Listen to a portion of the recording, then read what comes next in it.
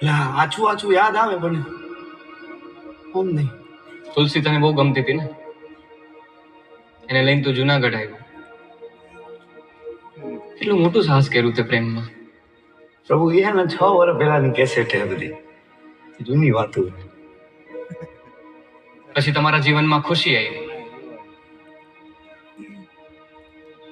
પણ એ ખુશી તે વેડફી નાખી લાલા.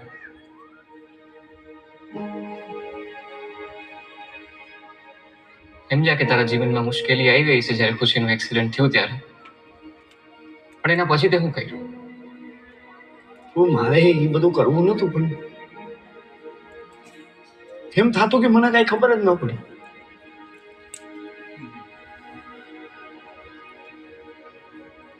વ્યાજે પૈસા લીધા, ખરાબ સંગતે લાગી ગયો, દારૂની લતે ચડી ગયો, રોજ રોજ દારૂ પીતો હતો ને.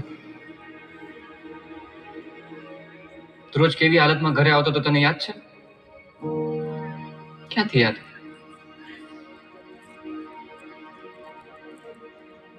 તું જેને હાટું થઈને જુનાગઢ આવ્યો તો તુલસી, એના ઉપર હાથ ઉપાડતો હતો રોજ.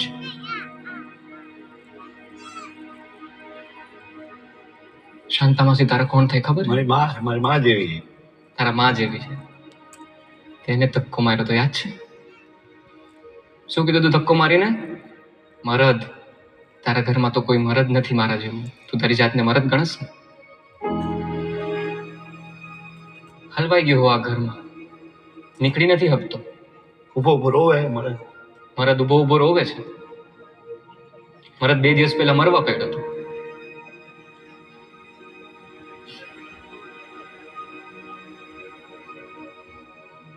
તાલા તને શું લાગે છે કે મરવાથી બધું સારું થઈ જાય? સારું થઈ જાય? તું અહીંયા છો, અહીંયા હલવાણો છો, આટલા દિવસથી ગાયબ છો. ઘરે શું હાલત થઈ છે તને ખબર છે? તુલસીની ખુશીની શું હાલત થઈ છે તને ખબર છે લાલા? એ મારી જેમ રોતા હશે, મને યાદ કરતા હશે હટા. તે કેમ આવું કર્યું લાલા? મને નથી ખબર કેમ આવું થઈ.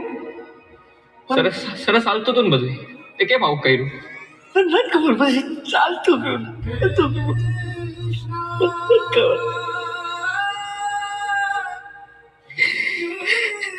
મમ્મી, પપ્પા ક્યારે આવશે? ઓલા પીહુના મમ્મી કહેતા હતા પપ્પા મરી ગયા.